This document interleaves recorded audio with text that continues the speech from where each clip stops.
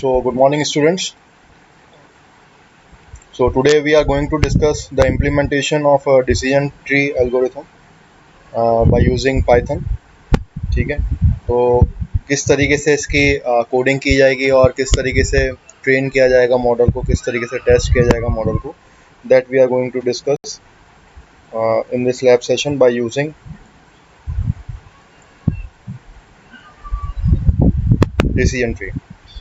Okay, fine. So, as far as the theoretical part is concerned, I am not going to discuss it in this session.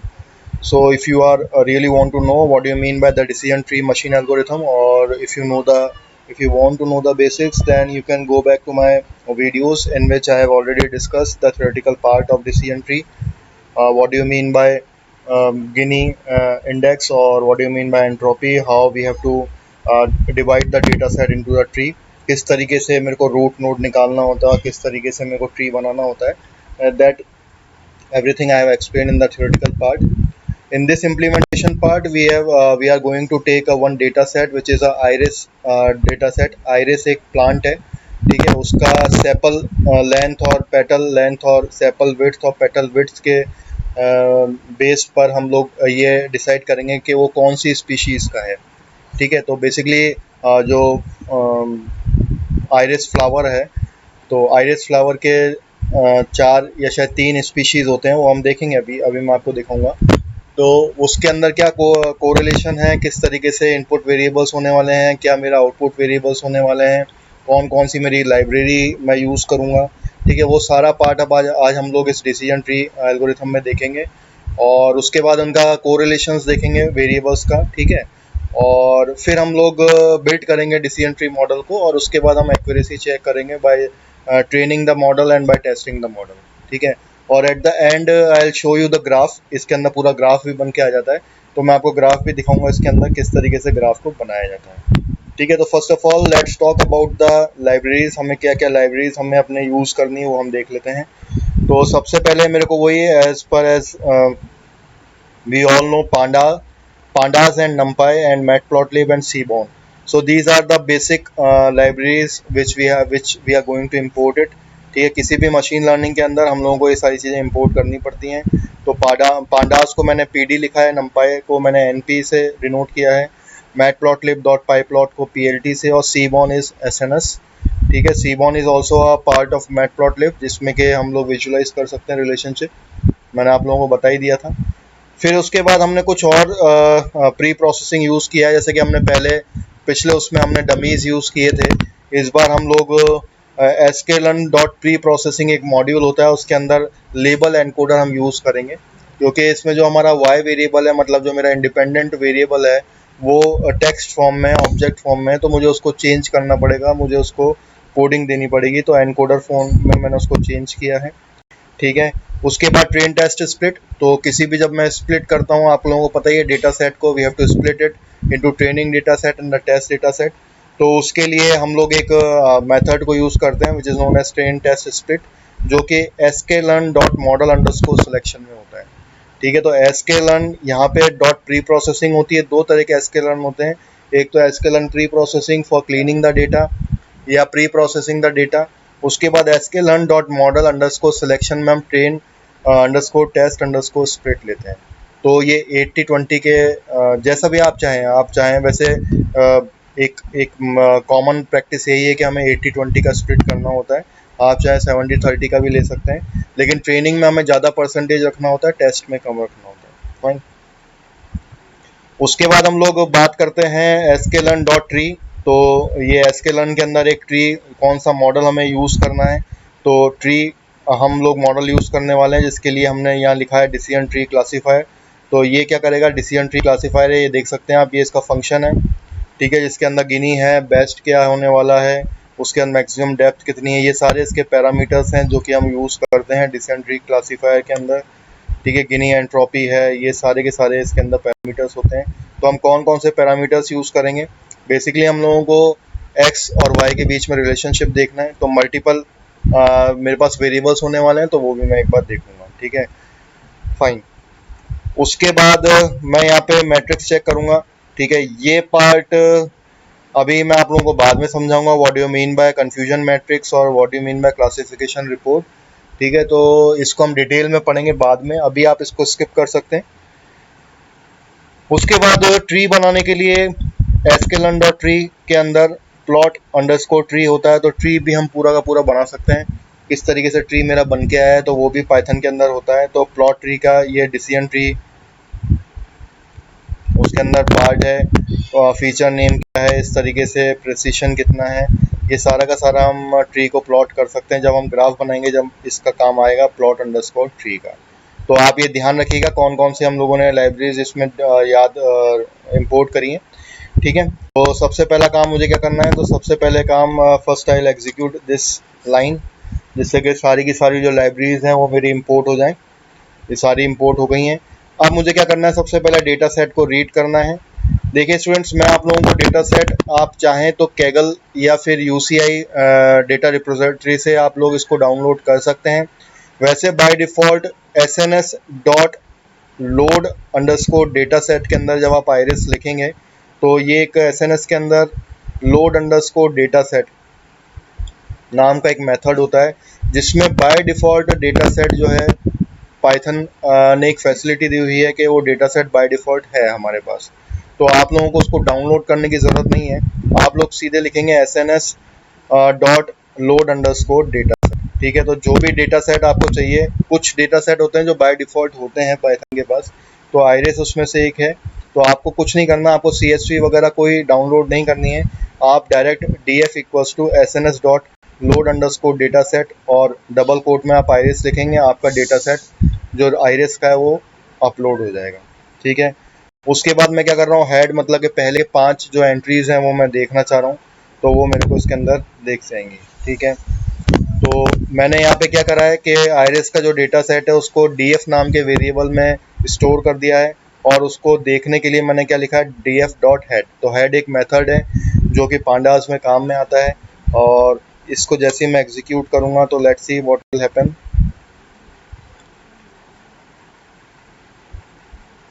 देखिए मेरा यहाँ पे data set बन के दिखने लग गया है यहाँ पे। ठीक है, तो इसके अंदर देख सकते हैं आप 5 कॉलम्स हैं। ठीक है, एक है sepal length, sepal width, petal length and petal width, और स्पीशीज। स्पीशीज मतलब कि कौन सी स्पीशीज का है। तो यहाँ पे अभी सेटोसा दिख रहा है, वैसे 3 स्पीशीज होती हैं, वो मैं आपको आगे बताऊंगा। तो यहाँ पे जो इनपुट वेरिएबल्स हैं वो मेरे सेपल लेंथ है, सेपल विड्थ है, पेटल लेंथ है और पेटल विड्थ है। तो जब मैं sepal length, sepal width, petal width डालूंगा तो वो मुझे बताएगा कि कौन सी स्पीशीज होने वाली है, सेटोसा होने वाली है, वर्सोसा होने वाली है, वो क्या होने वाली है वो मैं आपको आगे बताऊंगा। ठीक है, कौन कौन सी स्पीशीज है। तो सबसे पहले अपन डेटा सेट का एक्सप्लोरेटरी डेटा एनालिसिस कर लेते हैं। सबसे पहले डेटा सेट समझ लेते हैं। तो सबसे पहले चीज़ मेरे को समझ में आ गई कि मेरे 4 इनपुट वेरिएबल होने वाले हैं। एक तो सेपल लेंथ है, सेपल विड्थ है, पेटल लेंथ है और पेटल विड्थ है। तो 4 मेरे पास इनपुट वेरिएबल्स हैं जिनको मैं एक्स से डिनोट करूंगा। और उस जो स्पीशीज़ है, जो कि स्पीशीज़ नाम का जो कॉलम है वो मेरा वाई है। लेकिन आप देख सकते हैं ये ऑब्जेक्ट फॉर्म में, मतलब टेक्स्ट फॉर्म में है। बाकी तो सब मेरे पास फ्लोट फॉर्म में है। ठीक है, तो मेरे को कोई दिक्कत नहीं आने वाली, मतलब न्यूमेरिकल फॉर्म में।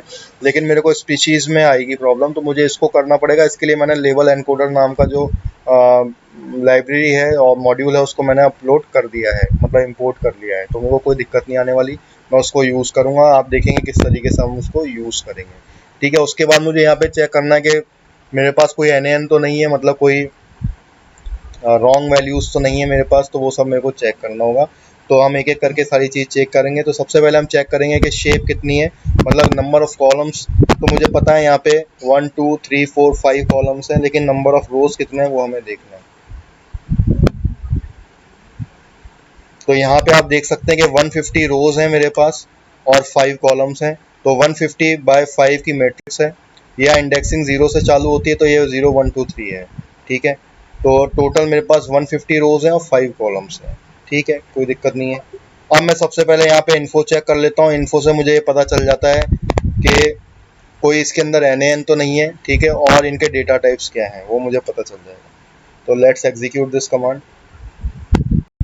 तो पूरी इन्फॉर्मेशन आ जाएगी मेरे पास डेटा फ्रेम की। आप देख सकते हैं यहाँ पे मेरे पास सेपल लेंथ भी 150 है, सेपल विड्थ भी 150 है, पेटल लेंथ भी 150 है, पेटल विड्थ भी 150 और स्पीशीज़ भी 50 है। तो सबसे पहली चीज़ तो हमारे लिए ये होने वाली है कि इसके अंदर कोई भी NaN नहीं है, ठीक है, कोई भी इम्प्योर डेटा नहीं है। पहले के जो 4 हैं, मतलब जो इनपुट वेरिएबल्स हैं, वो फ्लोट के तरह के हैं, फ्लोट डेटा टाइप है। और जो लास्ट मेरा y वेरिएबल है, जो कि मेरा टारगेट है, वो मेरा ऑब्जेक्ट टाइप का है। तो इस ऑब्जेक्ट को मुझे किस में चेंज करना पड़ेगा? बट ऑब्वियस है कि मेरे को न्यूमेरिकल में चेंज करना है। तो यहाँ पे आप देखेंगे कि 3 स्पीशीज़ हैं, तो मेरे को 0, 1, 2 में इसकी एनकोडिंग करनी पड़ेगी, ठीक है।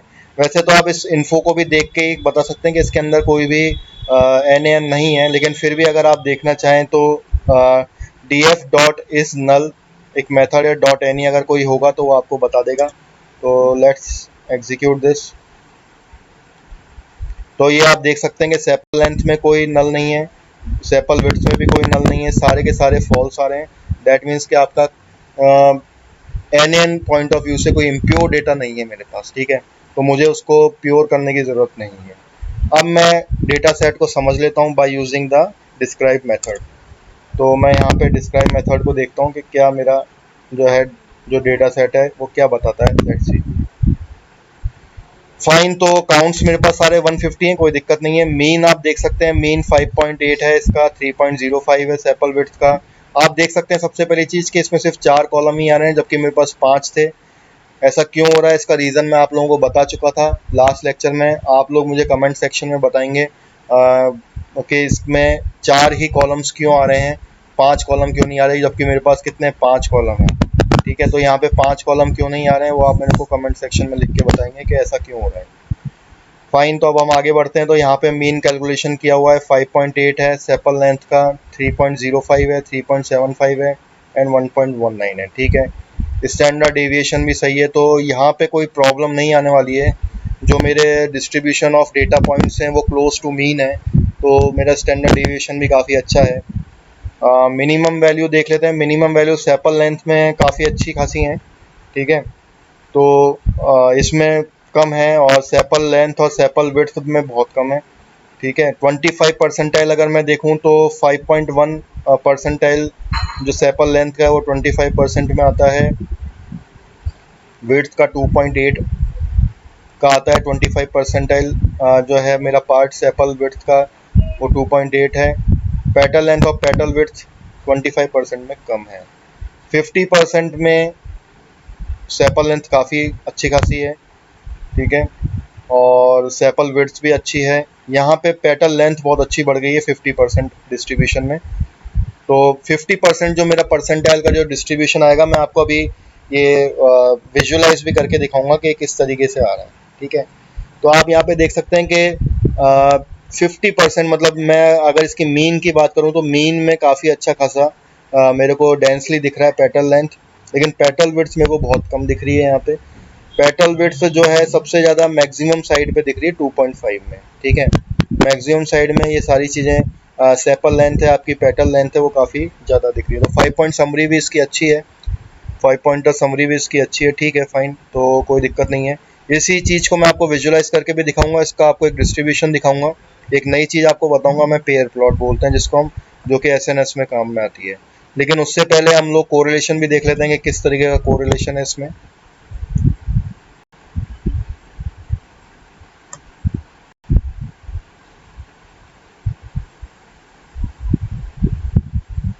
तो यहाँ पे आप कोरिलेशन देख सकते हैं। कोरिलेशन देखने के लिए मैंने आपको बताया था जो डायगनली होता है वो सारा 1 ही होगा, ठीक है। और यहाँ पे आप देख सकते हैं पेटल लेंथ और सेपल लेंथ, इसके बीच में 0.8 का कोरिलेशन है। और पेटल विड्थ और सेपल लेंथ में भी 0.8 का वो रिलेशनशिप है।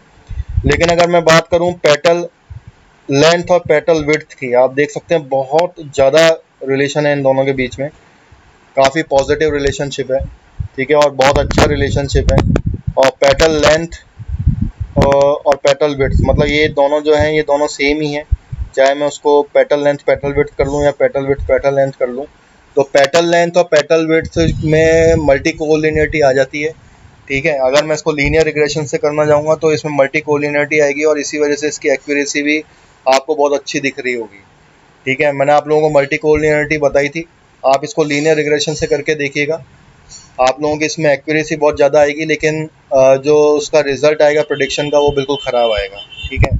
ये क्यों हो रहा है? क्योंकि मल्टी कोलिनियरिटी मतलब इंडिपेंडेंट जो वेरिएबल्स हैं वही आपस में जो है उनके बीच में रिलेशनशिप है। तो अगर किसी दो इंडिपेंडेंट वेरिएबल्स के बीच में रिलेशनशिप होता है तो that will effect my outcome. ठीक है, वही चीज़ आपको यहाँ पे देखने को मिलेगी। ठीक है, वही अब मैं चीज़ अब आपको पेयर प्लॉट से दिखाता हूँ।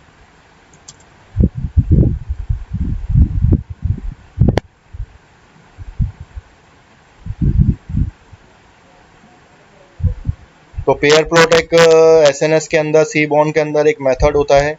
तो इसमें मैंने जो डेटा लिया है वो डेटा फ्रेम लिया है, मतलब आइरिस का डेटा सेट लिया है, और हुई मतलब स्पीशीज पॉइंट ऑफ व्यू से मुझे सारा डिस्ट्रीब्यूशन देखना है, किस तरीके से डिस्ट्रीब्यूशन बन के आएगा। ठीक है, तो लेट्स सी, अभी थोड़ा सा टाइम ले रहा है ये because of the internet speed. I think थोड़ी सी कम है स्पीड। एनीवेज, तो इसमें क्या होगा, आपको एक साथ सारे एट्रीब्यूट्स का विजुअलाइजेशन हो जाएगा एक साथ ही। तो जैसा अभी आपने यहाँ पे देखा, ये सारा का सारा विजुअलाइजेशन के फॉर्म में आपको दिखेगा। ये देखिए आप, ये जो आपने कोरिलेशन अभी यहाँ पे एक डेटा के फॉर्म में देखा था, यहाँ पे आपको विजुअलाइजेशन के फॉर्म में दिखेगा। इसमें मैं आप लोगों को दिखाता हूँ कि पेटल लेंथ और पेटल विड्थ। ये देखिएगा आप, ये पेटल लेंथ है, ठीक है, और ये मेरी पेटल विड्थ है। यहाँ पे मेरी तीन स्पीशीज हैं, सेटोसा, वर्सिकलर एंड वर्जिनिका। ठीक है, जिसमें सेटोसा को मैंने ब्लू कलर से दिखाया है, वर्सिकलर को ऑरेंज से, और वर्जिनिका को ग्रीन कलर से। तो मैं पेटल लेंथ और पेटल विड्थ में देख रहा हूँ, तो आप देखिएगा इसमें बहुत कोरिलेशन था, इस वजह से यहाँ पे काफ़ी डेंसली दिख के आ रहा है। ठीक है, और आप देख सकते हैं इसके अंदर सेपल विड्थ और सेपल, इसके बीच में जो डिस्ट्रीब्यूशन है आप देख सकते हैं। सेपल लेंथ और petal width, sorry, sepal length आपको यहाँ पे रोज में दिख रही है और सेपल लेंथ आपको यहाँ पे कॉलम में दिख रहा है, वाई एक्सिस में। इस तरीके से आपका इसको डिस्ट्रीब्यूशन है। आप देख सकते हैं कि जो मेरा सेटोसा का है वो बहुत ही कम है। आप यहाँ पे देख रहे हैं, यहाँ पे सेटोसा में अगर मैं डेंसली पॉपुलेटेड कहाँ पे है, वो यहाँ इस एरिया में है। मतलब ये परसेंटाइल अगर मैं देखूँ तो ये मेरा मिन है, उसके बाद ये 25%, ये 50%, दिस इज माई 75%, और ये मेरा मैक्सिमम। तो आप देख सकते हैं कि 75 और 25 के बीच में ज़्यादा डेंसली पॉपुलेटेड होगा, और वर्जिनिका का भी जो डिस्ट्रीब्यूशन है वो 75 और 25 के बीच में काफ़ी अच्छा खासा है। तो इस तरीके से आप विजुलाइज करके भी देख सकते हैं। ठीक है, सेपल लेंथ और यहाँ सेपल विड्थ में देख रहा हूँ, तो आप ये यहाँ पे देख सकते हैं कि इस तरीके से आपको डायगनली में तो क्या होगा, डायगनली में आपको डिस्ट्रीब्यूशन दिखाई में आएगा। ये आप सारा डिस्ट्रीब्यूशन देख रहे हैं।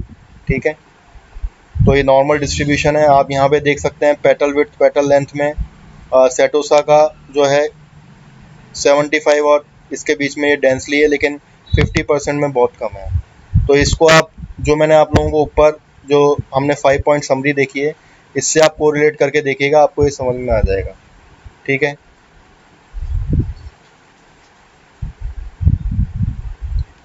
अभी हम लोगों ने कोरिलेशन देखा था, कोरिलेशन मैट्रिक्स भी आपको मैं दिखा देता हूँ by using the heat map.